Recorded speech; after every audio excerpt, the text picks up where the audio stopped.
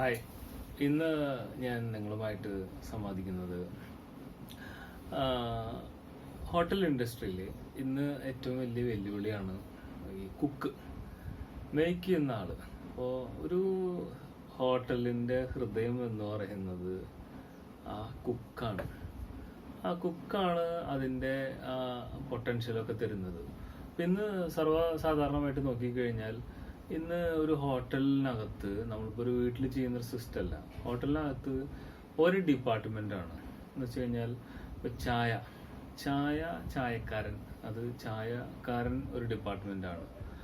ഒരു മീഡിയം ലെവലിലാണെങ്കിൽ ചായയും ജ്യൂസും ചായക്കാരൻ തന്നെ ചെയ്യാൻ പറ്റും. അതല്ല നല്ല കച്ചവടമുള്ള സ്ഥലമാണെങ്കിൽ ചായക്കാരൻ തന്നെ നിൽക്കണം. അതൊരു ഡിപ്പാർട്ട്മെൻ്റാണ്. പൊറോട്ട ഒരു ഡിപ്പാർട്ട്മെൻ്റാണ്.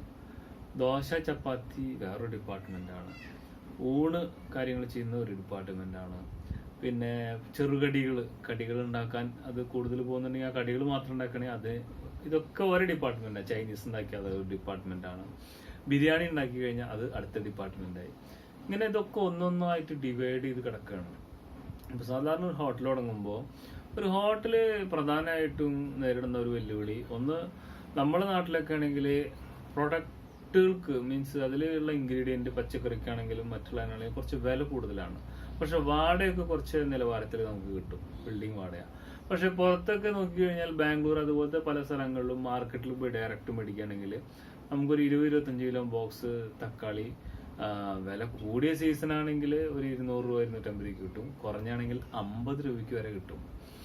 അപ്പൊ ഇതേപോലുള്ള വ്യത്യാസം ഇപ്പൊ നമ്മുടെ കേരളത്തിലും അതുപോലെ പുറത്ത് ചെയ്യുമ്പോഴും അതിന്റെ കൂടെ ഉണ്ട്. അപ്പൊ ഇവിടെ ഈ ബിസിനസ് നമുക്ക് പാളിപ്പോകുന്നത് മെയിനായിട്ട് പ്രൊഡക്ഷൻ ചെയ്യുന്നിടത്ത് അതിന്റെ ശരിയായ അറിവ് ഈ ഓണർക്ക് ഇല്ലെങ്കിൽ, സപ്പോസ് കൊണ്ടുവന്ന കുക്ക് ശരിയായിട്ട് ഉള്ള രീതിയിലല്ല വർക്ക് ചെയ്യണമെങ്കിൽ, ഒരു ഉദാഹരണത്തിന് ഇപ്പോൾ ഒരു ബിരിയാണിക്ക് ഓയിൽ ഒഴിക്കേണ്ടടുത്ത് അയാൾ നെയ്യിലാണ് ഉണ്ടാക്കണമെങ്കിൽ കോസ്റ്റ് അപ്പം കൂടും. നമുക്ക് 50 രൂപ വരുന്നിടത്ത് അയാൾക്ക് അത് 250 രൂപ കോസ്റ്റ് കൂടുന്ന രീതിയിൽ അതിന് ചെയ്യാൻ പറ്റും. അപ്പോൾ ഓട്ടോമാറ്റിക്കലി ഓണർ നഷ്ടത്തിലേക്ക് വരും. ഇങ്ങനെ ഓരോരോ ഭാഗം ഈ ഓണർ ഈ തുടങ്ങാൻ പോകുന്ന ആൾ ആരാണോ, he should take training from hotel industry. നമ്മൾ ആ ചെയ്യാൻ പോകുന്ന കാര്യത്തെ കുറിച്ച് അത്യാവശ്യം ഒരു നോളജ് കഴിയുമെങ്കിൽ ഏതെങ്കിലും ഒരു ഹോട്ടലിൽ ഒരു മാനേജറായിട്ടോ അല്ലെങ്കിൽ സർവീസായിട്ടോ ഒക്കെ കയറി അതിൻ്റെ ഒരു സ്വഭാവം പഠിക്കണം. അല്ലാതെ ഇതിലേക്ക് ഇറങ്ങുകയാണെങ്കിൽ നമുക്ക് ഒറ്റയാൻ പോരാട്ടം നടത്താൻ പറ്റും. കുക്കായിരിക്കണം അയാള് അത്യാവശ്യം കുറേ ഫുഡുകളൊന്നും വേണമെന്നില്ല. വെറും ഒരു ചായയും ബജിയും നല്ലപോലെ കൊടുക്കാൻ പറ്റി കഴിഞ്ഞാൽ അതിനെ അന്വേഷിച്ച് ഒരുപാട് തുടങ്ങിയ പിറ്റന്ന മുതൽ ഭയങ്കര റവന്യൂ ഉണ്ടാവണമെന്നില്ല. 10 രൂപയുടെ സാധനം അടിക്കും ഒരാൾ മേടിക്കുന്നത്. അപ്പൊ നമുക്ക് പകുതിയാണെന്ന് വെച്ചാൽ പോലും 5 രൂപ കിട്ടുള്ളൂ. അങ്ങനെ ഒരുപാട് ആൾ വന്നെങ്കിൽ അതുകൊണ്ടാണ് മെയിൻ ഫുഡ് ഇല്ലെങ്കിൽ ഒരു ഫിനാൻഷ്യലായിട്ട് പൈസ പെട്ടിയിൽ കാണില്ല. അപ്പൊ ആ ഒരു വ്യത്യാസം ശരിക്കും നിങ്ങൾക്ക് മനസ്സിലാവുന്നുണ്ടാവുമെന്ന് വിചാരിക്കുന്നു. ആ ഒരു വ്യത്യാസം മീൻസ് കൂടുതൽ വോളിയം ബിസിനസ് ഉണ്ടായിട്ടില്ലെങ്കിൽ ഓട്ടോമാറ്റിക്കലി വലിയൊരു സാമ്പത്തികമായിട്ട് നമുക്കൊന്നും എടുക്കാൻ കഴിയില്ല. പിന്നെ അതുപോലത്തെ ഉള്ള സിറ്റുവേഷനിലായിരിക്കണം ആ കട നിൽക്കുന്നത്. പ്രത്യേകിച്ച് മെയിൻ റോഡ് ആളുകൾക്ക് അറിയുന്ന ഒരു രീതിയിലുള്ള ഒരു ലൊക്കേഷനിലാണെങ്കിലാണ് പിന്നെ ആളുകൾ അറിഞ്ഞ് കഴിച്ച് അതിന്റെ രുചിയും ടേസ്റ്റൊക്കെ അനുസരിച്ചിട്ട് നമുക്ക് തീർച്ചയായിട്ടും ബിസിനസ് കിട്ടും. അപ്പൊ ഇതിൽ കുക്കിന്റെ സ്ഥലത്ത് പലരും അന്വേഷിക്കുക. പല OLX പോലെ പലതിലും കാണാം നമുക്ക് cook required, south Indian cook 500 രൂപ. നമ്മള് പ്രധാനമായിട്ട് ചിന്തിക്കേണ്ടത് നമ്മൾ ആ ഹൃദയമാണ് മേടിക്കുന്നത്. അതിന് പൈസ പുറത്ത് കൂടുതൽ കൊടുക്കണം എന്നല്ല, അതിലുള്ള വാല്യുള്ള ആളെ കണ്ടെത്തി നല്ലൊരു വ്യക്തിനെ നിങ്ങൾ കണ്ടെത്തിയിട്ട് അവനൊരു ട്രെയിനിങ് കൊടുക്കുക. അവന് ട്രെയിനിങ് കൊടുത്ത് മറ്റുള്ള എന്തൊക്കെ ഡിപ്പാർട്ട്മെന്റ്, ഇപ്പോൾ ഒരാൾ ഒറ്റയ്ക്കാണെങ്കിൽ പോലും അയാൾക്ക് ഒരു സഹായം ഉണ്ടെങ്കിൽ ഒരു ചെറിയ രീതിയിലാണെങ്കിൽ ഒരു 2-3 ടൈപ്പ് ബിരിയാണി വെക്കാം. കറികൾ അത്യാവശ്യം ഒരു 5-6 ടൈപ്പ് കറികൾ ഉണ്ടാക്കാം. മീൻസ് അയാൾ കിച്ചണിൽ രാവിലെ ഒരു 5-6 മണിക്ക് വന്നാൽ അതിനുള്ള കുറെ ടെക്നിക്കുകളുണ്ട് ഫാസ്റ്റായിട്ട് ചെയ്തെടുക്കാൻ. ഒരുപാട് കറികളും സാധനങ്ങളൊക്കെ ഒരു ട്രെയിനഡ് ആയിട്ടൊരു ആളുണ്ടെങ്കിൽ അയാളെ കൂടെ 1-2 ചെറിയ ശമ്പളത്തിനുള്ള മീൻസ് മെയിൻ കുക്കിന് നിങ്ങൾ കുറച്ച് നല്ല രീതിയിൽ ട്രീറ്റ് ചെയ്താലും കൈസഹായിട്ട് നിൽക്കുന്ന ആളുകൾ നിങ്ങൾക്ക് വളരെ തുച്ഛ ശമ്പളത്തിന് ഒരുപാട് പേരൊന്നും കിട്ടാനുണ്ട് നമ്മുടെ നാട്ടിൽ. ഞാൻ ഊട്ടിയിലൊക്കെ വർക്ക് ചെയ്തപ്പോൾ എനിക്കുണ്ടായ അനുഭവം വളരെ എഡ്യൂക്കേറ്റഡ് ആയിട്ടുള്ള ആൺകുട്ടികളും പെൺകുട്ടികളും പോലും ഒരു ഡെയിലി 200 രൂപ വേതനത്തിന് ജോലി ചെയ്യാൻ റെഡിയാണ്. അപ്പോൾ നിങ്ങൾ അതിൻ്റെ ആ ഒരു വ്യത്യാസം ഒന്ന് ആലോചിച്ചാൽ മതി, എത്രയാണ് അതിൻ്റെ ആ ഒരു റേഷ്യോ എന്ന്. നാട്ടിലും അതുപോലെ തന്നെ 200-300 രൂപയുടെ ഉള്ളിലൊക്കെ നല്ല പോലെ കിട്ടും. പിന്നെ രാവിലെ നമുക്ക് വേണമെങ്കിൽ ഒരു പാർട്ടായിട്ട് ഒരുപാട് ആളുകൾ ജോലിക്ക് വെക്കാം. ഫുൾ ടൈം അല്ലാത്തതുകൊണ്ട് ശമ്പളം കുറവ് കൊടുത്താൽ മതി. ഇങ്ങനെയുള്ള കയ്യാളുകളെ വെച്ചിട്ട് ചെയ്യുകയാണെങ്കിൽ ഒരു മെയിൻ കുക്കിന് ഒരുപാട് ഡിപ്പാർട്ട്മെന്റുകൾ ഒറ്റയ്ക്ക് തന്നെ മെയിൻറ്റെയിൻ ചെയ്യാൻ പോകാൻ പറ്റും. കൂടാതെ ചൈനീസ്, അത് ഒരു അസിസ്റ്റന്റിനെ ഇപ്പൊ എന്നെ പോലെ ഒരാളാണെങ്കിൽ ഒരാഴ്ച ട്രെയിനിങ് കൊടുക്കുകയാണെങ്കിൽ ഒരാളെ ചൈനീസ് അത്യാവശ്യം ഫ്രൈഡ് റൈസ്, നൂഡിൽസ് ഇതൊക്കെ അടിക്കുന്ന ആ രീതിയും അതിന്റെ കാര്യങ്ങളൊക്കെ ചെയ്ത് പഠിപ്പിച്ചെടുക്കാൻ പറ്റും. സിമ്പിളാണ്. ഒരു ബിരിയാണി വെക്കുന്ന പോലത്തെ ഒരു പ്രശ്നമൊന്നും ഫ്രൈഡ് റൈസോ നൂഡിൽസോ അല്ലെങ്കിൽ അതുമായി ബന്ധപ്പെട്ടതോ ഇല്ല. ഇങ്ങനെ നിങ്ങൾക്ക് ഒറ്റയ്ക്ക് ഒരാൾക്ക് ചെയ്യാൻ കഴിയുമെങ്കിൽ, നിങ്ങൾ പഠിക്കുകയാണ്, ഒരു ട്രെയിനിങ് നേടുകയാണെങ്കിൽ നിങ്ങളെ കൊണ്ട് ഭയങ്കരമായിട്ട് അത് ചെയ്യാനും പറ്റും. അതുപോലെ തന്നെ ഈ ഫ്രാഞ്ചൈസി ബിസിനസ്സുകളൊക്കെ പോകുന്നുണ്ട് ഇന്ന് ഒരുപാട്. അതുപോലെ നിങ്ങൾക്ക് ട്രെയിനിങ് കൊടുത്ത് 2 പേര് 3 പേര് ഉണ്ടാക്കുന്ന അത്യാവശ്യം മാന്യമായ ഒരു ചെറിയ കട നല്ല രീതിയിൽ നടത്താനും പറ്റും. അതിന് എഫിഷ്യൻസി ഉള്ളതാണെങ്കിൽ അതിനനുസരിച്ച് പേയ്മെന്റും കൊടുക്കണം. അത് അവര് നിങ്ങൾക്ക് മീൻസ് അവരൊരു ഡയമണ്ട് തുറക്കുന്ന ഒരു ഡ്രില്ലിംഗ് മെഷീനാണ്. നിങ്ങൾ മെഷീൻ ഓൺ ആക്കുന്നുള്ളൂ. ആ മെഷീന്റെ കോസ്റ്റ് നമ്മൾ മുടക്കിയിട്ട് അതിനെ വാങ്ങിച്ച് അതിനെ ശരിയായ രീതിയിൽ ഡ്രില്ല് ചെയ്തെങ്കിൽ മാത്രമേ നമുക്ക് ആ ഡയമണ്ട്സ് എടുക്കാൻ പറ്റുള്ളൂ.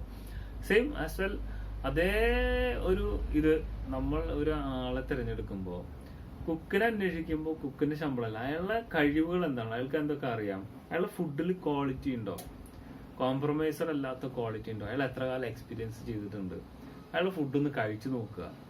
എന്നിട്ടാണ് അയാൾക്ക് വില നമ്മൾ നിശ്ചയിക്കേണ്ടത്. അല്ലാതെ നമ്മൾ ഇതൊരു പല മൊബൈല്, ചെറിയ മൊബൈല്, വലിയ അതുപോലെയുള്ള ഒരു സംഗതിയല്ല. ഫീച്ചേഴ്സ് ഹൈ ഉണ്ടെങ്കിൽ അതിന് നല്ല പൈസ കൊടുക്കണ്ടേ. ഐഫോണിനൊക്കെ നല്ല പൈസ നമ്മൾ കൊടുക്കണം. ഇതേപോലെ നല്ല പണം കൊടുത്തെങ്കിൽ തന്നെയാണ് നല്ലൊരു എക്സലന്റ് ആയിട്ട് വർക്ക് ചെയ്യാവുന്ന പരിചയമുള്ള കുക്കിനെ നമുക്ക് കിട്ടുള്ളൂ. അത് ഒരു നഗ്ന സത്യമാണ്. പക്ഷെ ഓണർ ആലോചിക്കുമ്പോൾ അയാൾക്ക് ഒരു മോർ ദാൻ 1000 കൊടുക്കുമ്പോൾ ബിൽഡിംഗ് റെന്റിനേക്കാൾ കൂടുതലായിരിക്കും ഈ ഇദ്ദേഹത്തിന് കൊടുക്കേണ്ടി വരിക. പക്ഷെ നിങ്ങൾ എത്ര നല്ല ബിൽഡിങ്ങിൽ എത്ര നല്ല ഇന്റീരിയലും എന്തൊക്കെ നിങ്ങൾ പ്രൊഡക്റ്റ് വാങ്ങിച്ചു അതിന്റെ മിക്സിങ്ങും ഇൻഗ്രീഡിയന്റ് അതിന്റെ കുക്കിങ്ങും കറക്റ്റായിട്ട് പഠിക്കാതെ ഒരുപാട് റെസ്റ്റോറന്റുകൾ ഇന്ന് പ്രതിസന്ധി നേടുകയാണ്. അപൂർവം മാത്രമേ പിടിച്ചേക്കുന്നുള്ളൂ, ബാക്കിയൊക്കെ ഓട്ടോമാറ്റിക്കലി അവർ അടച്ചു പൂട്ടി പോകുന്ന അവസ്ഥയിലാണ്. ഇങ്ങനെ 10-20 ലക്ഷം മുടക്കി കുറെ കാലം നടത്തി പിന്നെ ആ കുക്കിനെ മാറ്റി പുതിയ കുക്കിനെ വെക്കുമ്പോൾ വരുന്ന അടുത്ത തലവേദനകൾ അത് വേറെ. അതുപോലെ തന്നെ ഒരു പ്രാവശ്യം ഒരു കട തുടങ്ങി, ആ first impression of best impression എന്നാണ്. അതിൽ തന്നെ നിങ്ങൾക്ക് ഇംപ്രഷൻ എടുക്കാൻ പറ്റിയില്ലേ പറ്റപ്പോക്കാണ് കടയുടെ കാര്യം. ആ കട സക്സസ് ആവണമെങ്കിൽ തീർച്ചയായിട്ടും നമ്മൾ അതിന് വേണ്ടിയിട്ട് അതിന്റെ ഭക്ഷണമാണ്. നല്ലൊരു കുക്കിനെ നിങ്ങൾ ഒന്നെങ്കിൽ പഠിച്ച ആളെ അല്ലെങ്കിൽ ട്രെയിനഡ് എടുത്ത് നിങ്ങൾ പഠിപ്പിച്ച് റെഡിയാക്കി 10 ഐറ്റമുള്ളൂ, അതിൽ കോംപ്രമൈസ് ഉണ്ടാവരുത്. ആ ക്വാളിറ്റി നിങ്ങൾ കീപ്പ് ചെയ്ത് കഴിഞ്ഞാൽ തീർച്ചയായിട്ടും നിങ്ങൾക്ക് ആ ഷോപ്പ് വേറെ ആൾക്ക് സെല് ചെയ്യുകയാണെങ്കിൽ പോലും നിങ്ങൾക്ക് എക്സ്ട്രാ പൈസ അതിന്റെ മുകളിൽ കിട്ടും. കൂടാതെ തന്നെ നിങ്ങൾക്ക് ആ കടയിൽ തന്നെ മാന്യമായ ഒരു 10,000 റുപ്പീസ് ബിസിനസ് ഉണ്ടെങ്കിൽ നിങ്ങൾക്ക് പോക്കറ്റിൽ ഒരു 2,000 പ്ലസ് നിങ്ങൾക്ക് കയ്യിൽ വെക്കാൻ കഴിയും. ഈ 10,000 ബിസിനസ് ചെയ്യാൻ ഒരുപാട് പ്രൊഡക്റ്റ് വേണമെന്നില്ല. ആ കൊടുക്കുന്ന പ്രൊഡക്റ്റിലെ ക്വാളിറ്റിയും അതുപോലെ ഇന്ന് ഇന്റർനെറ്റ് യുഗമാണ്. ഒരു കാര്യം ഉണ്ടെങ്കിൽ അത് പെട്ടെന്ന് സ്പ്രെഡ് ചെയ്യാനുള്ള ഒരുപാട് മാർഗങ്ങളും മേഖലകളൊക്കെ ഉണ്ട്. ആ ടെക്നോളജിക്ക് അനുസരിച്ചും കൂടെ നിങ്ങൾ അതിനെ ഫോളോ അപ്പ് ചെയ്താൽ തീർച്ചയായിട്ടും നിങ്ങൾക്ക് ഒരു ബിസിനസ് നിങ്ങൾക്ക് രക്ഷപ്പെടുത്താൻ കഴിയും. അതുപോലെ തന്നെ തെരഞ്ഞെടുക്കുന്ന എന്തൊക്കെ നിങ്ങൾ ചെയ്താലും ഫുഡ് എന്ന് പറഞ്ഞാൽ ക്വാളിറ്റി ഒരു ഹോട്ടലിൽ ചെയ്യുന്നുണ്ട്. ക്വാളിറ്റി, ക്വാണ്ടിറ്റി, നീറ്റ്നെസ്, പ്രൈസ്, ഈ 4 ലെഗാണ്. ഈ ക്വാളിറ്റി വരുന്നത് ഇൻഗ്രീഡിയന്റ് എല്ലാം നമ്മൾ നല്ലത് വാങ്ങിച്ചു കൊടുത്താലും വെക്കുന്ന ആൾക്ക് അതിനെ കുറിച്ചിട്ടുള്ള നല്ല നോളജ്, ഡീപ്പ് നോളജ്, നന്നായി പഠിച്ച് നന്നായി ചെയ്യാൻ കഴിയുന്ന, നമ്മൾ തന്നെ ഒരാഴ്ച അയാൾ കൂടെ നിർത്തി എല്ലാതും വെച്ച് കഴിപ്പിച്ച് കോൺഫിഡന്റ് ആകുമ്പോൾ മാത്രമേ ഹോട്ടലിൽ തുടങ്ങാൻ പാടുള്ളൂ. തുടങ്ങിയാൽ സെക്കൻഡ് ചാൻസ് ഇല്ല, അങ്ങ് വിജയിച്ച് മുന്നേറി പോകണം. അപ്പൊ അതുപോലെ ഫുഡുകളെ നിങ്ങൾ സെർവ് ചെയ്യാനും പാടുള്ളൂ. ഒരുപാട് ലിസ്റ്റ് ഒന്നും വേണം എന്നില്ല. കസ്റ്റമർക്ക് നമുക്ക് പോരുന്ന നേരം തന്നെ 10-20 ഐറ്റം വയറ് നിറച്ച് കഴിക്കാൻ പറ്റുമോ? അതൊക്കെ വല്ല ചെറിയ വല്ല ബുഫെ പോലത്തെ പരിപാടികളിലൊക്കെ ഉണ്ട് എന്നല്ലാതെ മറ്റുള്ള സംഗതികളൊക്കെ ഒന്ന് വേണം എന്ന് വിചാരിച്ചാൽ, പ്രത്യേകിച്ച് ചെറുപ്പക്കാർക്കൊക്കെ ഇന്ന് ഒരുപാട് ഫീൽഡുകളുണ്ട്. ഒരു 10,000-15,000-20,000 ഒരുപാട് പേര് വർക്ക് ചെയ്യുന്നുണ്ട്. നിങ്ങളെ സമയം അതിൽ പോയിക്കൊണ്ടിരിക്കുകയാണ്. ഇന്ന് ഫുഡ് ഇൻഡസ്ട്രി എന്ന് പറഞ്ഞു കഴിഞ്ഞാൽ ട്രില്യൺ റുപ്പീസിന്റെ ബിസിനസ് നടക്കുന്ന ഒരു മേഖലയാണ് ഇന്ത്യയിൽ. അതുപോലെ തന്നെ വിജയിച്ചാൽ അത് ചിന്തിക്കാൻ പറ്റാത്തൊരു ലെവലാണ്. പിന്നെ ഒരു ദിവസം 3 നേരമാണ് ഫുഡിന്റെ ആവശ്യം. അപ്പൊ നിങ്ങളൊന്ന് ആലോചിച്ചാൽ മതി, 3 നേരം നമ്മൾ വസ്ത്രം എടുത്താൽ പിന്നെ നമ്മൾ കുറച്ചു കാലം കഴിയും അടുത്തൊരു വസ്ത്രം എടുക്കണമെങ്കിൽ. അപ്പൊ ചാൻസ് കുറവാണ്. എത്രയോ വസ്ത്രക്കടകളുണ്ട്. അതുപോലെ ഒരു മൊബൈൽ വാങ്ങിച്ച, അങ്ങനെ ഒരുപാട് പ്രൊഡക്റ്റുകൾ നോക്കിക്കഴിഞ്ഞാൽ നമ്മൾ ഒറ്റയടിക്കത് മേടിക്കുന്ന പ്രൊഡക്റ്റ് ഒന്നല്ല. ഫുഡ് എന്ന് പറഞ്ഞു കഴിഞ്ഞാൽ നമുക്ക് എല്ലാവരും പുറത്തുനിന്ന് കഴിക്കണം എന്നല്ല, എങ്കിൽ പോലും ഒരു സാധാരണ നിലയ്ക്ക് 3 നേരം അല്ലെങ്കിൽ 5-6 നേരം ആവശ്യം വരുന്ന ഒരു അത്യാവശ്യ സാധനമാണ് ഭക്ഷണം. അപ്പൊ അതിൽ നിങ്ങൾക്ക് നല്ലൊരു സംഭവം ചെയ്ത് വിജയിപ്പിച്ചു കൊടുക്കാൻ പറ്റിയാൽ നിങ്ങളും രക്ഷപ്പെടും, നിങ്ങളുടെ ഫാമിലി രക്ഷപ്പെടും, 2 പേർക്ക് നല്ല ജോലി കിട്ടും. അതുപോലെ തന്നെ നിങ്ങൾക്ക് നല്ലൊരു ബാനറും അതുപോലെ ഫ്രാഞ്ചൈസിയും ഒക്കെ പിന്നീട് ആക്കാൻ പറ്റുന്ന രീതിയിലേക്ക് ആ കടയെ കൊണ്ടുവരാനും നിങ്ങൾക്ക് തീർച്ചയായിട്ടും സാധിക്കും. അതുകൊണ്ട് ഞാൻ ഈ പറഞ്ഞ കാര്യം നിങ്ങൾ മൈൻഡ് ചെയ്യുക. എപ്പോഴും തിരഞ്ഞെടുക്കുമ്പോൾ നിങ്ങൾ എഫിഷ്യൻസി കൂടുതൽ, ഒരാളെ കൊണ്ട് തന്നെ ബിരിയാണിയും മീൽസും പ്ലസ് ഈവനിങ് ചൈനീസും അടിക്കാമെങ്കിൽ ഈ 3 പേര് വന്ന് ചെയ്യുന്ന ജോലിയുടെ ശമ്പളം കൂട്ടിയാൽ 500 അല്ലെങ്കിൽ 600 1,800 രൂപ കൊടുക്കേണ്ട സ്ഥലത്ത് നിങ്ങൾക്ക് ചിലപ്പോൾ ഒരു 1,000 രൂപ 1,200 1,300 രൂപ കൊടുത്താൽ നല്ല കുക്കിന് കിട്ടും. പിന്നെ ഒരുപാട് ബിസിനസ് ഉള്ള കടയാണെങ്കിൽ അതിനനുസരിച്ചിട്ട് റവന്യൂ ഉണ്ടാവും. അപ്പൊ അങ്ങനെയുള്ള ആ ഒരു കാൽക്കുലേഷനിൽ വേണം നിങ്ങൾ ഈ ഹോട്ടൽ ഇൻഡസ്ട്രി, അതിന്റെ ഭക്ഷണം പാചകം ചെയ്യുമ്പോൾ അതിന്റെ മറ്റുള്ള എല്ലാ കാര്യങ്ങളും ശ്രദ്ധിക്കേണ്ടത് ആ രീതിയിലായിരിക്കണം. എങ്കിൽ മാത്രമേ നിങ്ങൾക്ക് നല്ലൊരു സക്സസ് ഉണ്ടാക്കാൻ സാധിക്കുള്ളൂ. Thank you for watching my video. നിങ്ങൾ എൻ്റെ ചാനൽ ഈ ഇൻഫർമേഷൻ ഇഷ്ടപ്പെട്ടെങ്കിൽ ചാനൽ സബ്സ്ക്രൈബ് ചെയ്യണം.